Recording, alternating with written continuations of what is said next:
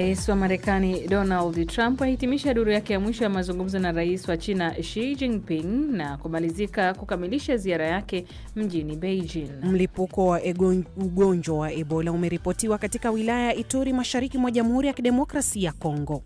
Mamlaka ya udhibiti wa nishati na mafuta nchini Kenya yatangaza bei mpya ya mafuta iliyopanda kwa kiwango cha juu.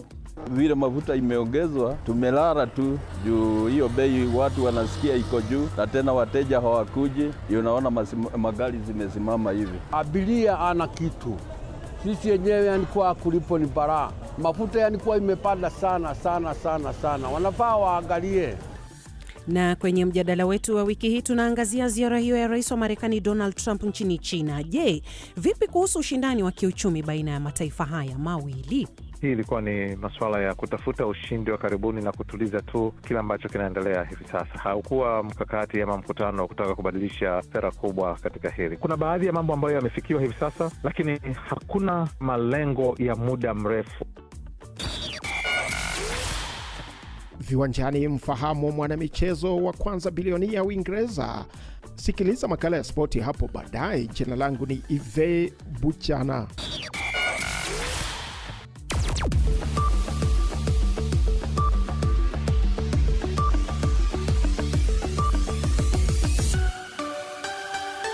Ifuatayo ni taarifa ya habari za dunia na Mika Rorobi. Rais wa Marekani Donald Trump amesema hakudhani kulikuwa na hatari ya kuzuka mzozo kati ya China na Marekani kuihusu Taiwan. Akizungumza na waandishi wa habari baada ya kukamilisha ziara yake ya siku 2 mjini Beijing, Rais Trump amesema alimsikiliza rais wa China Xi Jinping kuhusu msimamo wao wa kupinga uhuru wa Taiwan, lakini hakutoa ahadi zozote. Nitalazimika kufanya maamuzi. Lakini unajua, nadhani jambo la mwisho tunalohitaji hivi sasa ni vita vilivyoko umbali wa maili 9,500. Nadhani hilo ndilo jambo la mwisho tunalohitaji. Tunafanya vizuri sana. Je, Marekani ingeitetea Taiwan ikiwa hali itafika hapo? Sitaki kusema. Kuna mtu mmoja tu anayejua hilo. Unajua ni nani? Mimi. Bwana Trump pia amesema atafanya uamuzi kuhusu kuiuzia Taiwan silaha. China inapinga vikali swala la Taiwan ambayo inaichukulia kama himaya yake kuuziwa silaha na Marekani. Kuhusu swala la mzozo wa Iran, Rais Trump amesema hakuuliza wala hakuhitaji China kuifanyia hisani yoyote kuhusu kufunguliwa tena kwa mlango bahari wa Hormuz, lakini ameongeza kuwa Rais Xi ataishinikiza Iran kufungua mlango huo. Waziri wa mambo ya nje wa Iran Abbas Araghchi amesema juhudi za sasa za kidiplomasia za kumaliza mzozo na Marekani yanakumbwa na kutoaminiana. Akizungumza nchini India ambako anahudhuria mkutano wa nchi zinazoinukia kwa kasi zaidi kiuchumi za BRICS, Bwana Araghchi alisema ujumbe unaokinzana umezua maswali kuhusu nia halisi ya Marekani katika mazungumzo yanayoendelea ya kuumaliza mzozo wa Mashariki ya Kati. Waziri huyu amekanusha kuwa juhudi za Pakistan za upatanishi zimefeli, lakini ameueleza mchakato huo kuwa mgumu. Bwana Araghchi alisisitiza kuwa mlango bahari wa Hormuz uko wazi kwa meli kutoka nchi zote ile isipokuwa zile zilizovitani na Iran. Israel na Lebanon wamekuwa wakifanya mazungumzo zaidi mjini Washington licha ya kuendelea kwa mashambulizi kati ya mataifa hayo jirani. Umoja wa Mataifa umeyataja mazungumzo hayo yanayofanyika katika Wizara ya Mambo ya Kigeni ya Marekani kama fursa muhimu ya kumaliza uhasama. Kundi la wanamgambo la Hezbollah linaloungwa mkono na Iran halishiriki katika mazungumzo hayo yanayoendelea Marekani na imepinga mchakato huo. Jeshi la Israel limekuwa likifanya mashambulizi ya angani kusini mwa Lebanon na imewataka wakazi wa miji na vijiji kadhaa kuhama mara moja kuepuka kuuawa wakati wanapolenga ngome za Hezbollah. Unaendelea kusikiliza taarifa hii ya habari za dunia kutoka idhaa ya Kiswahili ya BBC. Urusi na Ukraine zimebadilishana wafungwa wa kivita zaidi ya 200 kila upande kama sehemu ya makubaliano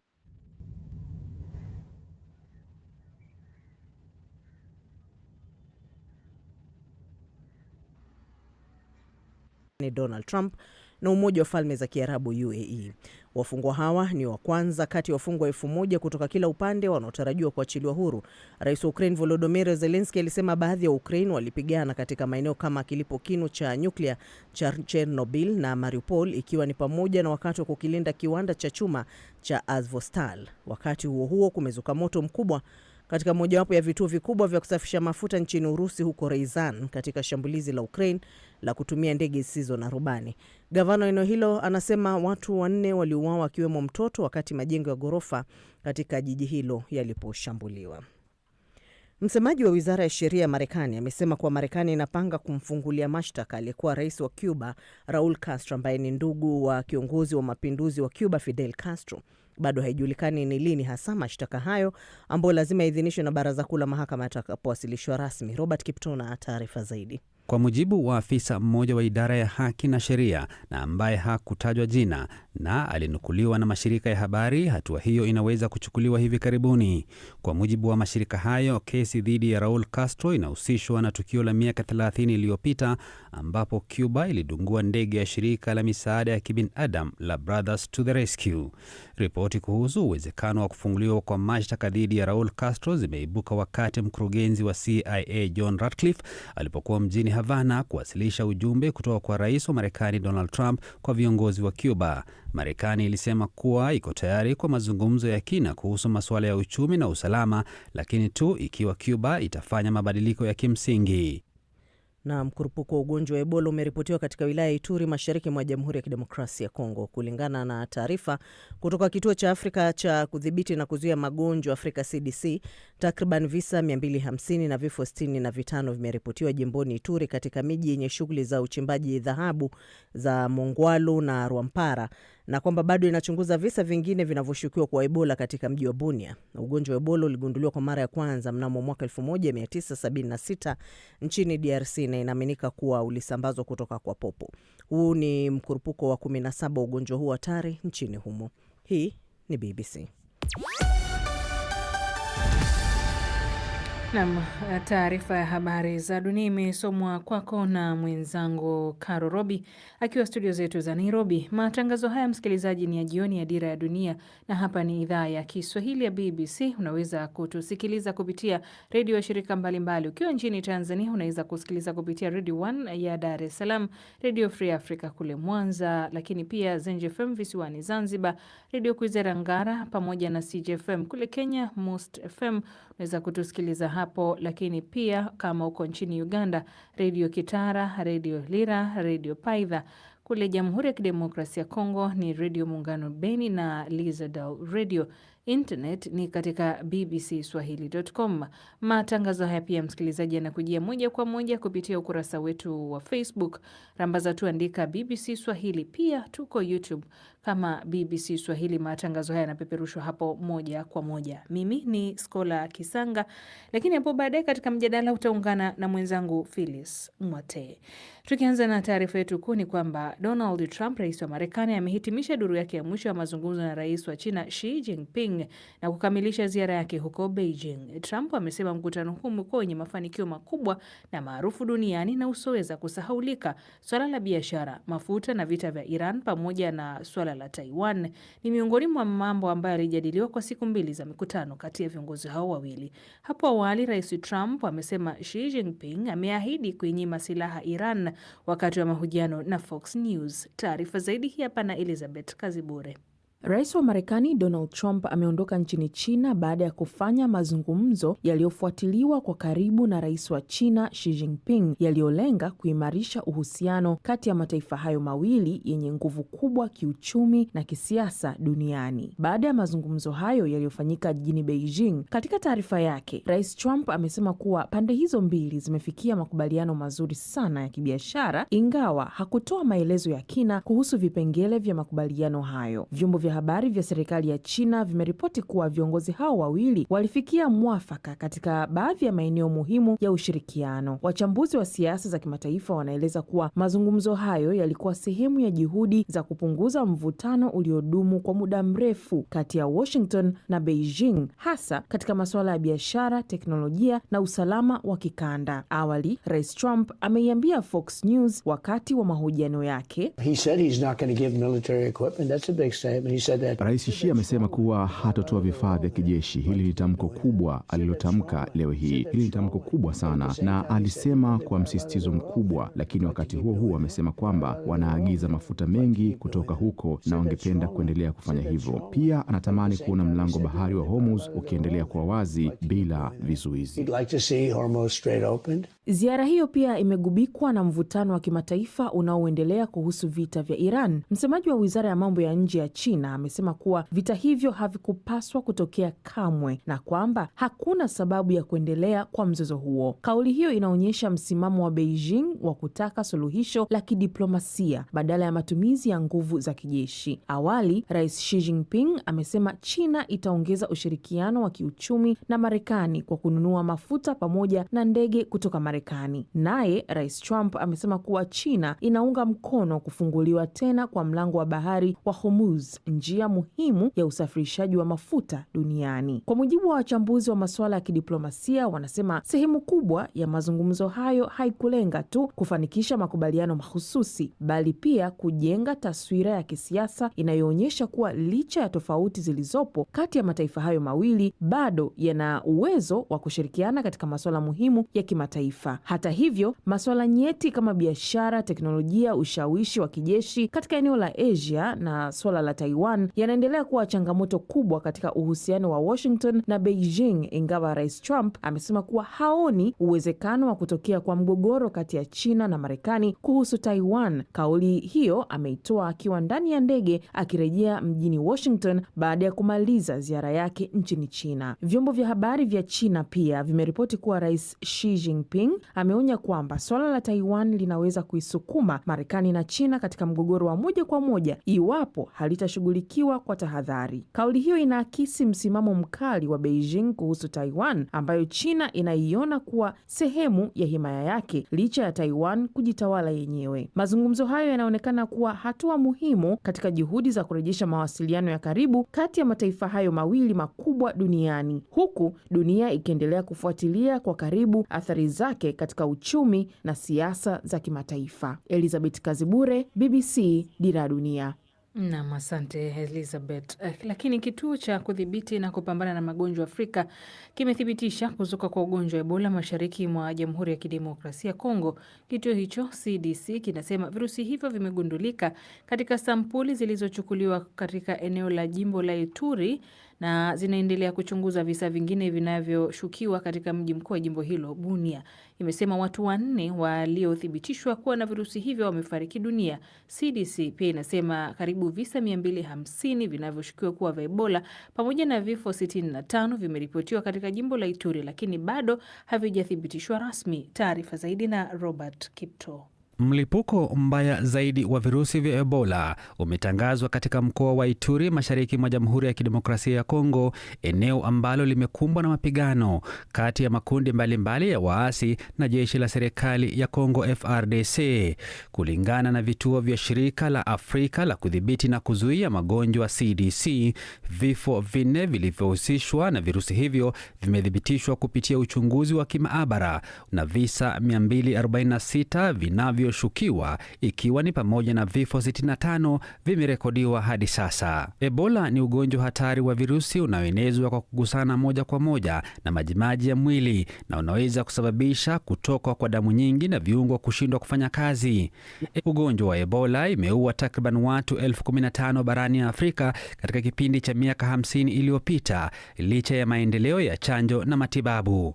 Mlipuko mbaya zaidi wa Ebola nchini Jamhuri ya Kidemokrasia ya Kongo ulitokea kati ya mwaka 2018 na 2020 na kusababisha vifo vya karibu watu 2,300. Shirika hilo la CDC lilisema matokeo kutoka kwa sampuli 13 kati ya 20 zilizofanyiwa uchunguzi katika mji mkuu wa DRC Kinshasa yalionyesha kuwa vifo 4 vimeripotiwa kati ya visa vilivyothibitishwa na maabara. Matokeo ya awali pia yanapendekeza kuwepo kwa virusi vya Ebola visivyo vya aina ya Zaire, lakini uchunguzi zaidi unaendelea na matokeo yake yanatarajiwa kutolewa ndani ya saa 24 zijazo. Virusi vya Ebola vya aina ya Zaire ambavyo ndivyo hatari zaidi na ambavyo husababisha vifo vya karibu 80 na 90 ya walioambukizwa ndiyo aina ya pekee ambayo chanjo yake imepatikana.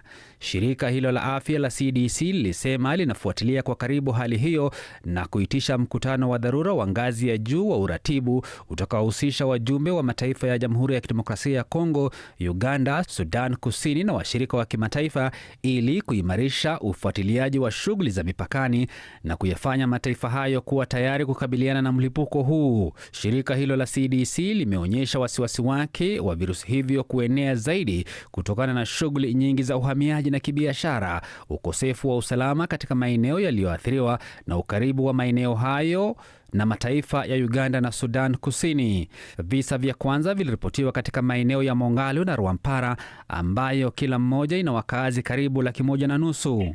Eneo la Mongalo liko takriban kilomita 90 kutoka mji wa Bunia na mji mkuu wa mkoa wa Ituri, wakati Rwampara iko karibu na eneo la mji mkuu wa Bunia. Mlipuko wa sasa ni wa 17 nchini Jamhuri ya Kidemokrasia ya Kongo tangu virusi hivyo kugundulika nchini humo, na imejiri kufuatia mlipuko wa hivi majuzi wa Agosti uliosababisha vifo vya takriban watu 34.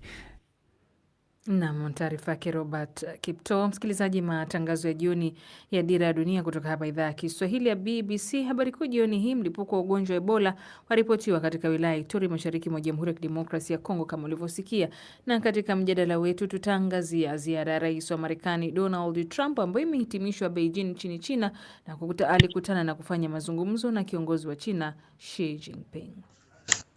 West Keating ambaye amejiuzulu kama waziri wa afya anamuunga mkono Andy Burnham kama mshindani bora wa chama cha Labour kushindana katika uchaguzi mdogo wa Markfield, kwani washirika wa waziri huyo wa zamani wa afya wanasema bado anaweza kukabiliana na changamoto zozote za uongozi wa chama. Burnham alitangaza kwamba ataomba idhini kutoka kwa kamati kuu ya kitaifa ya Labour yani NEC ili kushiriki uchaguzi huo mdogo baada ya mbunge wa sasa Joe Simons kutangaza hapo jana siku ya Alhamisi kuwa angejiondoa bungeni ili kutoa nafasi kwa meya huyo. Iwapo atafaulu, Burnham anatarajiwa kukabiliana na Sir Keir Starmer kwenye uongozi wa chama. Katika mtandao wa X leo hii, Streeting aliunga mkono jitihada za mpinzani wake anayetarajiwa kugombea uchaguzi mdogo na karibia, akisema Labour inahitaji wawaniaji bora zaidi uwanjani na uchaguzi mdogo wa Markfield utakuwa mgumu, kura zitahitajika kupatikana. Andy ndiye ana nafasi nzuri zaidi ya kushinda. Sasa licha ya kuidhinisha nia Burnham Markfield, washirika wa Streeting walisema waziri huyo wa zamani wa afya ambaye alijiuzulu hapo jana siku ya Alhamisi atakuwa mgombea katika nafasi yoyote ya uongozi itakayojitokeza. Waliongeza kuwa Streeting alikuwa ameweka wazi katika barua yake ya kujiuzulu kwamba alitaka shindano liwe na seti pana zaidi ya wagombeaji. Labour inatarajia changamoto kali kutoka chama cha Reform UK huko Markfield baada ya Simons kupata idadi kubwa ya watu 5,399 na chama cha Nigel Farage katika uchaguzi mkuu wa mwaka 2024. Tangu wakati huo, kuporomoka kwa upigaji kura wa Labour na kuongezeka kwa mageuzi kumeshuhudia misimamo yao ikibadilika. Uchaguzi wa mitaa mwezi huu ulishuhudia mageuzi katika kila wadi ya baraza katika eneo bunge la Markfield na kupata karibu faidika kutokana na ufuasi wake mkubwa wa kibinafsi kote kaskazini magharibi, ambako anafurahia kiwango cha upendeleo cha 24% kulingana na mchambuzi wa maoni wa Ipsos, juu zaidi kuliko viongozi wote wa chama au chama cha Labour chenyewe. Akizungumza na BBC Manchester leo hii, Simons mwenyewe alikiri shindano hilo lingekuwa pambano kali kweli kweli, akiongeza kuwa hakujua matokeo yatakuwaje. Alisema wakati fulani katika historia watu wanapojihatarisha na kusema, nadhani hili ni pambano sahihi kwa nalo, lakini sijui kama tutalishinda. Hilo ndilo linalobadilisha mwenendo wa mambo. Uchaguzi huu pia unaweza kuwa ghali, haswa kwani ushindi wa Burnham ungeanzisha uchaguzi mwingine mdogo wa meya Manchester. Uchaguzi mdogo wa Markfield pekee unaweza kugharimu mlipa kodi hadi pauni 226,000, kiasi ambacho afisa mrejeshaji wa eneo hilo anaweza kudai kutoka kwa hazina ili kulipia gharama ya kuendesha kura katika eneo hilo. Na msikilizaji, tu miradhi kwa mchanganyiko huo. Taarifa hii ilikuwa ni kwake Sarafina Robi ikiangazia kuhusiana na West Streeting ambaye ni waziri wa afya aliyejiuzuru jana nchini Uingereza. Amesema kwamba Andy Burnham ndiye mwenye nafasi ya juu zaidi ndani ya chama cha Labour kushinda uchaguzi mdogo, na ikiwa atashinda huenda kama mpinzani wa waziri mkuu Keir Starmer katika uongozi wa chama hicho. Lakini kwingineko ni kwamba siku ya jana Kenya iliongeza bei bei ya mafuta kwa mwezi wa pili mfululizo kutokana na kupanda kwa gharama za mafuta duniani kote kunakosababishwa na mzozo kati ya Marekani na Iran. Kenya na mamlaka ilitangaza bei ya petroli imepanda hadi shilingi za Kenya 214.25 kutoka shilingi 206, huku dizeli ikipanda kwa kiwango kikubwa hadi shilingi 242 kutoka 196 kwa shilingi za Kenya. Bei hizo mpya zimeanza kutumika leo Mei 15 hadi Juni 14. Taarifa zaidi na Ahmed Bahaj. Wakazi katika jiji la Nairobi nchini Kenya hii leo wamekabiliwa na nyakati ngumu sana za kiuchumi baada ya serikali kutangaza ongezeko la bei ya mafuta. Lita moja ya petroli imeongezwa bei kwa shilingi 16 ambazo ni sawia na dola senti 13 na lita moja 36. Wananchi wa kawaida hii leo wamelalamikia pakubwa kupanda kwa ada za uchukuzi, wakilalama imeathiri pia katika gharama ya maisha. Kama asubuhi mimi ni asila nimekuja na fare 100, sawa, na hiyo 100 hata sipati kwa siku. Tunaomba tu tupunguziwe hiyo bei ya mafuta. Kwa hivyo atuangalie sisi asila. Mwananchi wewe unategemea 500, asubuhi ulipe 100, jioni ulipe 200. Utakuwa unafanyia kazi gani na uko na watoto wawili? Haki tunaona maisha ngumu juu sisi ni watu wa jua kali, fare iko juu, mafuta imepanda. Sasa tunaomba serikali tafadhali uturudishie bei ya mafuta chini juu bei ya mafuta ndio kila kitu ya Kenya. Upande wao wahudumu wa magari ya uchukuzi wa umma wanadai kwamba bei hizi zimeathiri biashara yao, kwani idadi ya wateja imepungua kwa kiasi kikubwa sana hii leo. Naona mahali tunaelekea kama nchi hatuelekei vizuri, sababu hii nchi sasa mahali imefikia, itabidi sasa magari zote za matatu, mimi ni driver, tuweke magari zote kando, kuwe hakuna gari hata moja inatembea Kenya. Tusimamishe taifa isimame mpaka hii mambo ya mafuta isuluhishwe. Sisi kama vile tunategemea wasafiri hapa, tatuadhiri kwa njia kubwa sana, kwa sababu ya kwanza abiria watakataa kusafiri kwa sababu bei imeongezeka. In normal days mafuta ikiwa sawa, ukija hapa utapata queue mpaka mlangoni. Kwa saa hii hata ukaangalia kwa online bado sales ziko chini. Hata ya walk-in customers bado ni wachache. Vile mafuta imeongezwa, tumelala tu juu hiyo bei, watu wanasikia iko juu na tena wateja hawakuji. Unaona magari zimesimama hivi. Sasa tatizo la bei mpya hizi za mafuta hazijawaathiri wafanyikazi wa sekta za uchukuzi pekee. Kuna wale wafanyabiashara wa vyakula, wa mama ntilie na hata mikahawa midogo midogo wanahofia kwamba bei ya vyakula bila shaka nayo itapanda. Mambo yetu ni mambo ya chakula, na chapati, sijui mandazi huku. Unaona sasa itabidi tunaongeza bei pia, maana mafuta bado. Nyongeza hii mpya ya mafuta imewaathiri Wakenya wengi sana na ina uhusiano wa moja kwa moja na ule mgogoro unaoendelea Mashariki ya Kati kati ya Iran pamoja na Marekani. Na kutokana na lalama na mtazamo wa mwananchi, bila shaka itabidi ajifunge kibwebwe kwa nyakati za usoni, kwani nyakati za kiuchumi zinatarajiwa kuwa ngumu zaidi. Nikiripotia BBC kutoka hapa Nairobi, mimi ni Ahmed Bahaj. Asante Ahmed Bahaj. Serikali ya Chad imekanusha madai yaliyotolewa na kamishna mkuu wa haki za binadamu wa Umoja wa Mataifa kwamba raia waliuawa wakati wa mashambulizi ya hivi karibuni ya anga yaliyolenga wapiganaji wa Boko Haram katika bonde la Ziwa Chad. Zaidi na Victor Kenani. Katika taarifa ya siku ya Alhamisi, msemaji wa serikali na waziri wa mawasiliano Gassim Sherif Mahamat alisema tuhuma hizo zinalenga kulidhalilisha jeshi la Chad. Kamishna mkuu wa haki za binadamu wa Umoja wa Mataifa Volker Turk hapo awali alikuwa ametaka kufanyika kwa uchunguzi huru kuhusu mashambulizi ya anga yanayodaiwa kufanywa na vikosi vya Nigeria na Chad kaskazini mashariki mwa Nigeria. Pia aliyaomba majeshi ya nchi hizo mbili kuepuka vifo vya raia wakati wa operesheni dhidi ya waasi. Kauli hizo zinakuja baada ya ripoti kwamba huenda wavuvi kadhaa wa Nigeria waliuawa wakati wa mashambulizi ya anga ya Chad dhidi ya ngome za Boko Haram katika eneo la Ziwa Chad Ijumaa iliyopita. Abubakar Gamandi Usman, mwenyekiti wa chama cha wavuvi cha bonde la Ziwa Chad nchini Nigeria, aliambia BBC kwamba zaidi ya wavuvi 40 wanahofiwa kufariki dunia huku wengine kadhaa wakibaki hawajulikani walipo. Alitoa taarifa mpya hii leo akisema baadhi ya manusura waliojeruhiwa walikuwa wamepelekwa katika mji wa mpakani wa Difa nchini Niger kwa matibabu. Alisema upatikanaji wa jamii za wavuvi zilizoathirika kwenye visiwa hivyo bado ni mgumu kwa sababu baadhi ya maeneo ya ziwa Chad ni vigumu kufikika na boti nyingi zinadhibitiwa na wapiganaji wa Boko Haram. Eneo la ziwa Chad linalopakana na Nigeria, Niger, Chad na Cameroon limekuwa ngome kubwa ya wanamgambo kwa zaidi ya muongo mmoja. Makundi yote ya Boko Haram na Islamic State West Africa Province ISWAP yanaendesha shughuli zake katika eneo hilo, na serikali za kikanda zimeongeza operesheni za kijeshi katika miezi ya hivi karibuni, ikiwemo matumizi ya mashambulizi ya anga katika juhudi za kudhibiti uasi huo. Victor Kenani, Dira ya Dunia, BBC. Naam, shukran Victor Kenani. Msikilizaji, kwenye tovuti yetu ya BBC News Swahili kuna taarifa mbalimbali zinapatikana hapa. Unaweza ukasoma makala ziko hapa, ikiwemo hii hapa, kuanzia kwa makaribisho makubwa hadi mazungumzo magumu, China inataka nini kutoka kwa Trump? Taarifa iko hapo. Lakini nchi gani za Kiarabu zina uhusiano wa karibu na Israel? Taarifa hiyo pia inapatikana hapo. Unafahamu mtindo mpya wa kuwavuta vijana katika Injili kilabuni hii, msikilizaji. Taarifa hii nzuri kabisa, unaweza ukaenda hapo ukaisoma. Lakini Iran yaanzisha operesheni ya kukabiliana na vikosi vilivyohusika kusaidia Marekani na Israel kuishambulia Iran. Zote hizo katika tovuti yetu ya BBC News Swahili. Lakini sasa moja kwa moja tunakwenda viwanjani na Ive Buchana.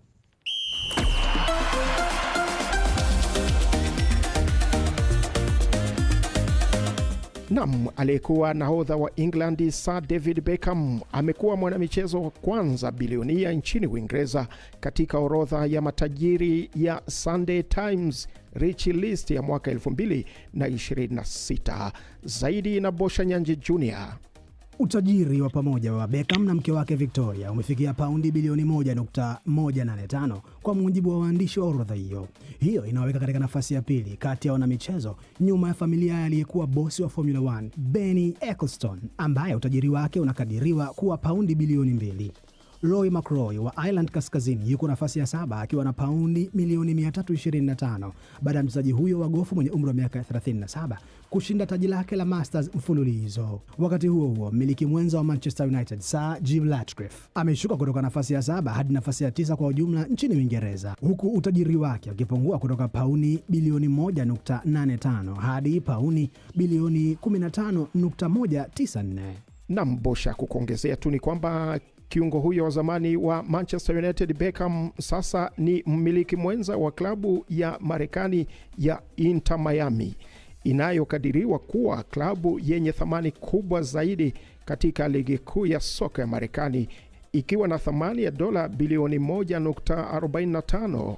Mwanamichezo huyo mwenye umri wa miaka 51 ambaye alipewa cheo cha kifalme cha Sir mnamo Novemba, pia ni balozi wa chapa za makampuni kama vile Adidas na Hugo Boss.